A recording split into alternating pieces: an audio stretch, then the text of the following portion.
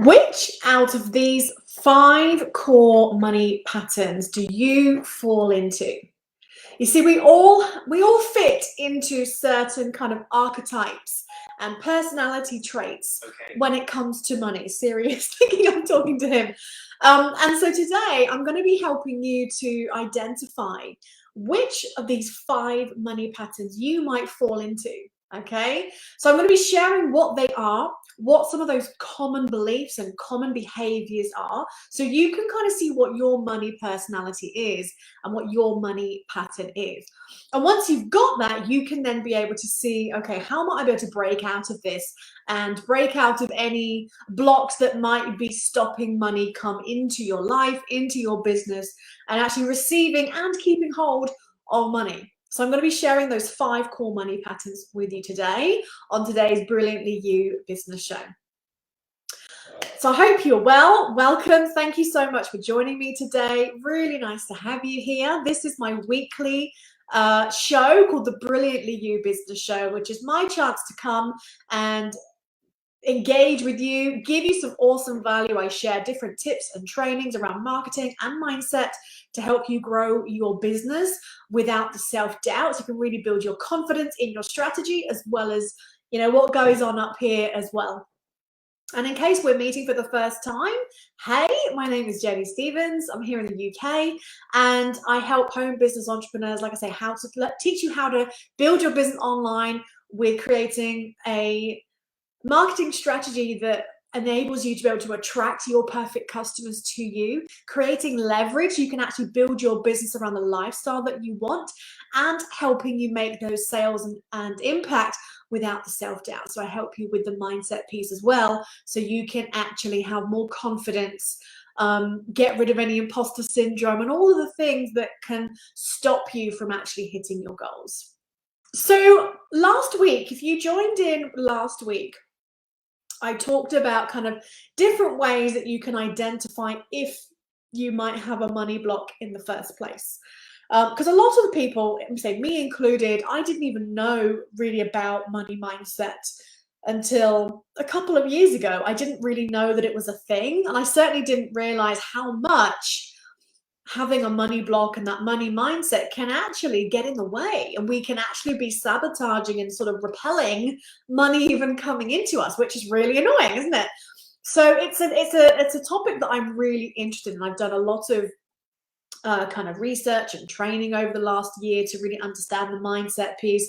I got qualified in a method called rapid transformational therapy last year, and so I incorporate all of this into my coaching practice now, so I can help you with the marketing and the deep-rooted beliefs that we form. And money is it's a really interesting topic to me, because growing a business, you know, we want to be able to hit certain income milestones so that we can do the things that we want to do. It's very rarely about the money. It's about, what does that money enable you to do? Do you want to travel more? Do you want to be able to be debt free? Do you want to be able to invest so you've got a more of a stable future and retirement? Do you want to be able to put your kids through college and university? Do you want to be able to buy your dream home? Do you want to be able to quit your job and be around for your kids? You know, so the money is just the vehicle that helps us to be able to do the things that really is, that's the core intentions for what we do and what keeps us going to continue to grow and continue to build our business, so we don't give up. And so, like I say, the money piece is really, really interesting.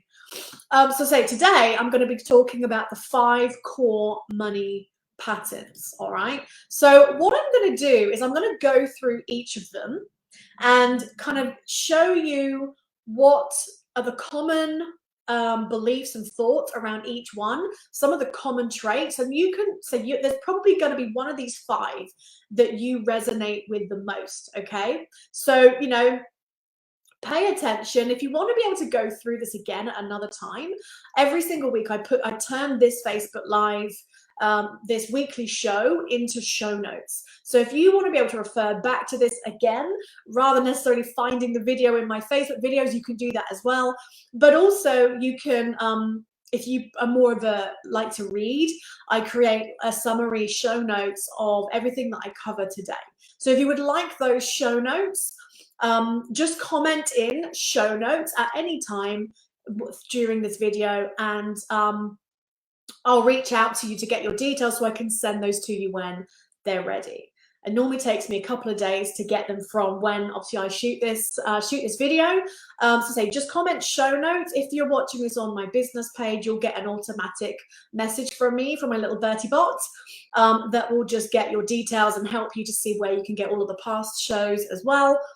Or if you're watching this in my group or on Instagram or YouTube or anything else, have a look around in the description of this, or again, feel free to comment or message me that you want the show notes, and I'll get those sent over to you. Okay, and inside of those show notes, like I say, I give the video of there as well. I give the summary written version if you prefer to read rather than watching videos, and then any resources that are going to help you with the topic that I cover each week. All right, so let's dive in then. So let's talk about each of these 5 different money patterns and see which one relates to you. And I'd love for you to share with me which one you relate to. And it might be, you might kind of notice some bits from more than one potentially, but the majority of us will have one core pattern and kind of core archetype that we mostly fit into. So see which one resonates with you. Okay, so the first money pattern is the money avoider. Okay, so again, these are going to be fairly self-explanatory, but I'm going to talk about what does an avoider tend to do and tend to believe. Okay, so obviously these people that fit into this pattern will avoid money, and this means they might sort of not take responsibility for their own money. Maybe they leave it up to a spouse or a parent or somebody else to kind of take care of the finances. Like, I'm in charge of the finances in our household. My husband is probably a bit of a money avoider. I sort of take the responsibility of it all. But they just feel a bit overwhelmed about the money. Money avoiders also, because they're a bit detached from the reality, and they might not look at their bank statements or their credit card statements, they tend to overspend. They'll sacrifice their finances for others. They have trouble sticking to a budget. Some people will even kind of hoard a bit, and they'll hoard a bit of their money. Okay, money avoiders tend to look at money as either bad, or it's just too overwhelming to deal with, and so they avoid taking a look at those finances, like I just mentioned. Sometimes a common thing is they can sabotage their financial success, and you're like, what? And because it's an unconscious effort to have as little money as possible, because they're used to avoiding it. They might be used to not having enough of it. And so actually it's that sabotage comes in, where they will just try and earn as little as possible because they don't want to have the responsibility of dealing with it. Okay, so if any of those things relate to you, then this might be your money pattern. So some common beliefs and thoughts when it comes to money avoiders. And again, see if any of these you can resonate with any of these, and this might be yours. I don't deserve money. Money is the root of all evil. Have you ever kind of said that a lot? My husband says that. Wealthy people are corrupt. Some people have a really negative thought about rich people. They feel like they're bad people, or they're greedy, or and part of that is how society, in films and stuff, portray rich people, especially women as well. Rich women tend to be known as like bitches, and they're real like hard-nosed, cows who don't have a heart, and that's not always true. Having a lot of money makes me a bad person. I just want to help people. I don't care about money. Have you ever said that to yourself? People won't like me if I have a lot of money. And money can't buy me happiness. So those are some of the common beliefs and thoughts for avoiders. And avoiders can kind of end up having a bit of a conflicting belief that more money will solve their problems. So they go against each other, but you want to avoid it, but you want more of it. So you end up conflicting against yourself, and it's like those magnets, you know, if they're facing the wrong way, they're like, ugh.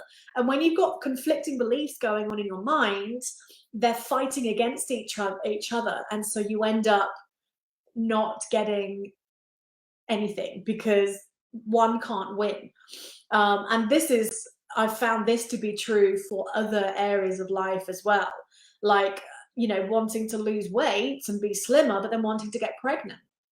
That's something of mine. So I've had to I have to be very careful about, you know, I'm on this fitness journey at the moment, and is to not sort of tell myself too much about being slim and make it more about health. So I'm very conscious about what I'm thinking at this moment, because yes, I want to be slimmer, but then but the intention is so that I'm fitter and healthier and stronger for being pregnant, you know. So these conflicting beliefs can go across, you know, various different elements of your life. Okay, so that's the money avoider.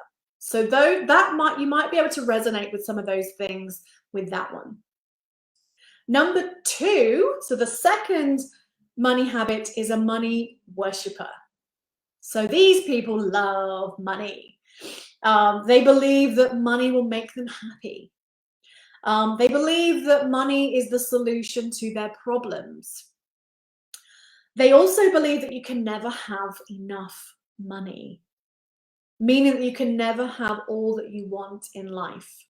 I definitely resonate with some of these things, not all, but I definitely saw that myself in this one. I'm always looking to get more, and even when I get money, I can spend it. And you know, I love money because it gives us choices, it gives us things. I don't necessarily believe that money does make us happy, but it's definitely an element that helps. So worshippers also tend to overspend, but unlike the avoiders, where it's just because they don't necessarily look at their budget and their finances, the worshippers tend to overspend in an attempt to buy happiness. Or maybe they're a bit more emotional with their spending. So to help them feel good, they'll spend. And again, this one I definitely resonated with. Worshippers tend to be more prone to be in credit card debt because the enjoyment of spending and having money and wanting to spend it on things that make them feel good can sometimes mean that they're prone to more debt and things like that. So do you feel like maybe you're a bit of a worshipper? Some other things, just look at my notes here. They're more likely to ignore or forget about finances. So again, it's kind of different than avoiding it, but they might just purposely not want to look at their statements, so they don't have a bit of a reality check.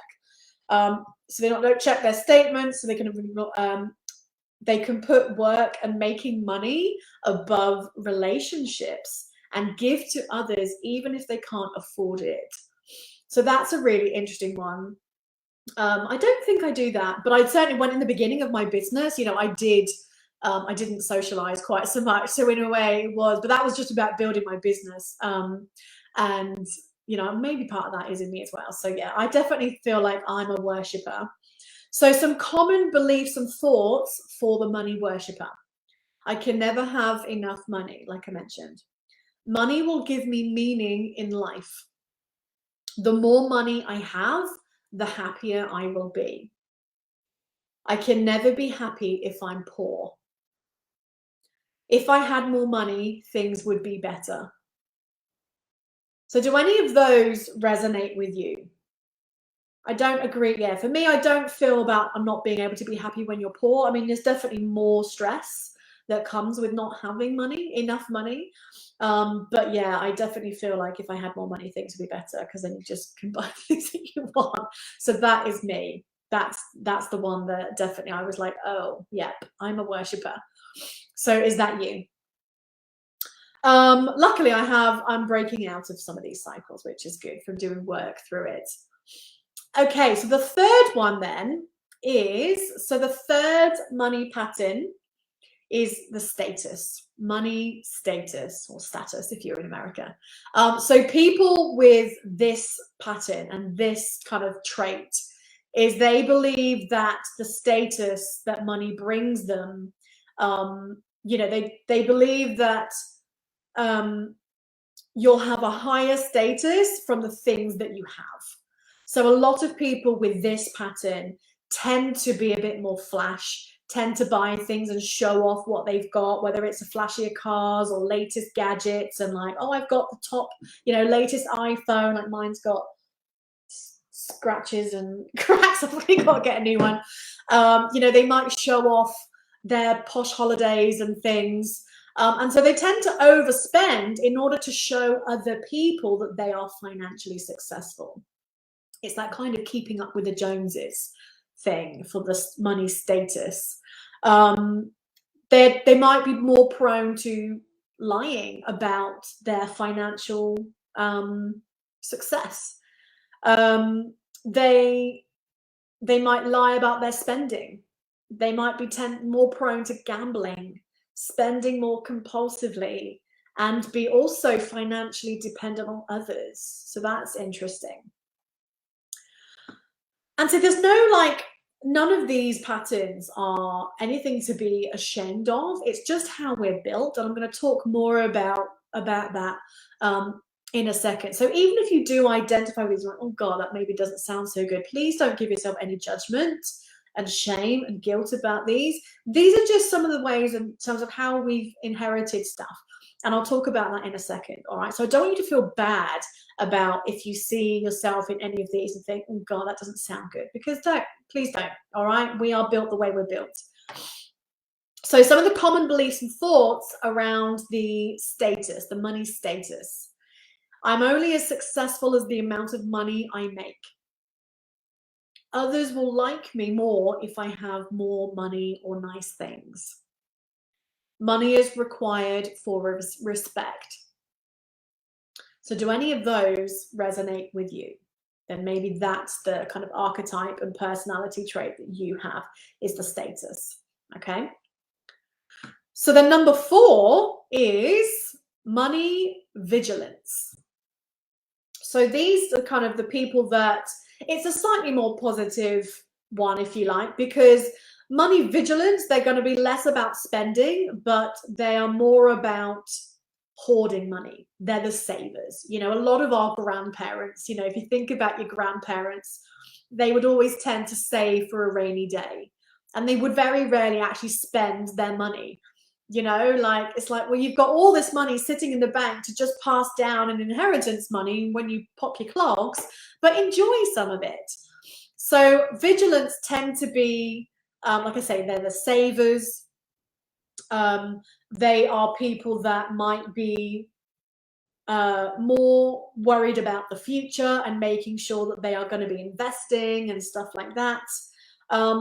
They're scrimping and saving for day-to-day stuff for nothing. They've got plenty of money, and so sometimes they actually go without because they either want to pass it down in inheritance, or they're just keeping money, like I say, for emergencies that never come. The money vigilance people tends to believe that you need to work hard for your money. They believe you've got to save for what you want and not be given handouts. They want to feel like they earn the money. The vigilance people do tend to have higher incomes because they're less about spending. They tend to have higher incomes and net worth because they're a bit more anxious about money. Like I say, they'll tend to have savings. They will invest for the future. They'll be smart about their money. But like I say, but then it can come with the fact that they don't enjoy it while they've got it. So like I say, it's nice for the people that inherit it, but it's like, again, you don't want people to go without and to purposely scrimp and be without and enjoy life just for the sake of being able to pass money down. So they might have less enjoyment out of life because they're just being a bit too frugal. All right. So some of the common beliefs and thoughts with the money vigilance. I can't trust anyone with my money. people only want me for my money.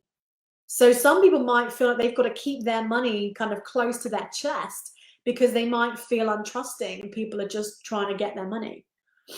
Making money is hard. I have to work hard for my money. So those are the workaholics, the people that feel like they've got to run their business 24/7 and can't ever take a break. That's just definitely not something that I want to do. I'd much rather have less money and, have more freedom than have loads of money and be working like a dog, and it's like, actually, you don't have to be that. But this is a common belief that those kind of people have, is they believe that you've got to work really, really hard in order to have a lot of money. Another one, I shouldn't spend money on myself or others. If you have nothing, then you have nothing to lose. So those are the money vigilance. And then I added this fifth one. So initially I had 4, and then I did some more research, and I was like, actually, I found a 5th one, which I thought was worth adding into this pot. Because I think this one, it's kind of linked to the worship one, I think it was. But I wanted to separate this out because I think this is also a really useful one. And this is, so number 5 is the money caretaker. So the caretaker are going to be people that will often spend money on other people rather than themselves. They'll go without in order to make sure that somebody else is taken care of. So there's a lot of people that they'll give their last pound if it helps somebody else. It's those people that are, kind of seen as like saints. They're just so giving. They're the caretaking people. The motivation for them is to assist family, friends, their community, so that they feel needed and that they're making a difference. And some of the common beliefs and thoughts around the caretaker. Money is best spent by helping others. It's greedy for me to spend money on myself when others need it more. Giving to others makes me feel needed. And so something that you can do to help manage this pattern is start noticing if you start giving too much to others, especially if you've got children, dependents or something, and if they're just constant, obviously it depends how old they are. But, help, if you start noticing that you're giving kind of too much to other people, and they're at that age where they can be more independent, is actually help them with money, help them to be independent, and slowly start to kind of wean them off your support. The cool thing with that is then it's going to empower them and set them up for adulthood, rather than they might end up being one of those money avoiders. If you're the caretaker and you're always giving everything to them, they're not going to learn. They're going to be they'll end up being an avoider because they know that you're there, or they might be someone with status and end up overspending, and they know that they're dependent on you. So start to notice any of your own patterns, maybe with your children or other people that are dependent on you, and see how you might be able to empower them with their money. Look for ways that you can be generous in other ways, so that isn't about money. So is it your time, your energy, other resources? Okay. So I'd love to know, which out of those 5 do you feel like you resonated with the most? I'd love for you to share with me, so I can see which one you are. Like I say, I'm definitely a worshipper. There's no way of me getting out of that one. That's definitely me. But again, it's something that I'm not ashamed of. It's just the way I am. So whichever money trait that you personally resonated with the most, know that at the end of the day, these didn't come from you. Like, you didn't create these. Our relationship with money comes from our parents, our grandparents, so we end up just kind of carrying on a lot of these traits and patterns through the generations. Now, you might have somebody like maybe a grandparent or a parent grew up with no money, and then they got a really great job, or they had a successful business, and now they've actually got quite a lot of money. Then their dependents might end up being different because they haven't seen the struggle. They might end up being kind of spoiled potentially, or feel like, oh, I want the latest stuff. Have you ever watched those programs on TV where it's like like rich kid goes and stays in a poor house and they kind of see how they live and have to live in a budget and stuff, and they're normally these really spoiled teenagers that have just so much money, and they go and live in a house where they're living off benefits and stuff. And it's really interesting to see the dynamic of those two families coming together and how they kind of change their thoughts around it. So say those common beliefs, those common thoughts, those common behaviors that you might have, like I say, it's not your fault. You're either kind of carrying on from what, you know, we all learn about money from other people. We don't create our own money beliefs. Let's say it comes through our parents, and then obviously then the grandparents and so forth. And it's good and bad. Like I say, obviously you've got some, it's like, well, if you've got the vigilance, then it means you're going to have, you know, you be more of a saver and have stuff. But at the end of the day, whatever your money block is, you can change it. You can break from it. So I say, obviously last week, if you didn't catch last week's show, definitely go and check that out. It's on my blog, or you can go in my videos and find that as well, because that kind of helps you to see, you know, if you have a money block. And at the end of the day, if you resonated with any of these things, most people also, they do have some kind of money block. And so you can work on it, and you can figure out where this comes from and kind of break the chain, you know, and you can then start to take a different direction. If you think, you know what, I don't want to be overspending all the time. I want to get out of debt. Well, we can break that chain and, you know, kind of imprint new beliefs and thoughts into your mind. And that's the power of what I can do and what I do for my clients. So if you're interested in that, feel free to, you know, have a chat with me. You can message me, get in my inbox, and we can have a chat if you're interested to kind of know a little bit more about breaking through that. And like I say, clearing any of those blocks and common beliefs that are standing in the way. All right. So those are the 5 things. Do share with me. I'd love for you to comment in and say which out of those 5. So are you the avoider, the worshipper, the status, the vigilance, or the caretaker? Which out of those 5 do you relate with? And I say, I'm going to put all of the information about these different 5 into the show notes. So if you want to get those show notes, just comment in show notes and I'll reach out to you, and then I can send that to you as soon as they're ready. Okay, so if you want to be able to kind of go through this again and see, oh, I want to just go through this again, or if you want to be able to share it with someone, feel free to share this video, or you can share the show notes as well when they're ready to. All right. So I also want to give you a resource. So I created, so these are all about kind of money blocks and stuff, but I also want to help you with actually attracting more money. And you can do that sort of starting with some simple tips. So I put together a great resource for you, which is my, I forgot what it's called then. I literally created it a couple of weeks ago. It's called my Magnetic Money Cheat Sheet. So if you would like to get this, it's a free download that you can get straight away. And it's got my 14 best manifesting tips that you can do and accelerating your income so you can manifest and attract more money to you starting today. It's a great starting point, and then we can always work on the money blocks later if that's something that you think, yeah, I really want to break out of this cycle that I've got with money. So you can start with these tips that you can get started and start implementing today. Like I say, it's a mixture of manifesting tips as well as some ideas and tips of how you can start accelerating your income with what you're already doing, and you can do that as well. So if you'd like to get that, you can go to jennystevenscoaching.com/magnetic money. I'm just putting the link in the comments for you. So you can go to that, and like I say, it's a free download. You can go and grab it and start implementing it. There we go, it's up. I'll bring that up onto the screen. So jennystevenscoaching.com/magnetic money. Like I say, go and grab that. I think it's great, and I think you're really going to enjoy it. Start putting that into practice now. I'll put the link to this also in the show notes as well. And if you want to get more help, like I say, if you could see, like, do you know what? Yeah, I do think I've got some kind of money block that's getting in the way of me actually receiving money, keeping hold of it, like I say, part of what I struggled with was I could get money, but I can spend it almost as quickly as it comes in. So that was something that I personally had to work through, was figuring out, where does this come from?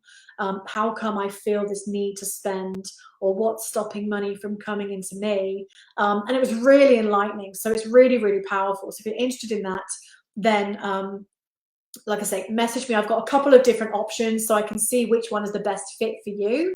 But start with that free resource. It's a great place to start. There is an opportunity to get some help with the money blocks that you can find once you've gone through this as well, that might be helpful. Or if you want more of a one-to-one, then say, just message me and we can have a chat and just see what's the best fit for you if you want to work on your money blocks and your money mindset. All right. Cool. Alrighty. Well, thank you so much for joining me today. I hope you found this insightful. Like I say, I'd love to hear which one you feel like you resonate with. And say, I'm here if you want to be able to chat and go through anything. Definitely grab that download as well. Like I say, it's completely free. It's my gift to you to help you with your own money mindset. Just start attracting more money to you. Feel free to kind of share this with and tag anyone that you think might find this useful as well. Thank you so much for joining me today. I appreciate you being here and spending your time with me. And like I say, I'll grab those, once those show notes are ready, I'll get those sent out to those of you that wanted it. And have an amazing rest of your day. Make it a fantastic rest of your week. And I'll be back next week for another Brilliantly You Business show. So have a good one, and I'll see you soon. Bye.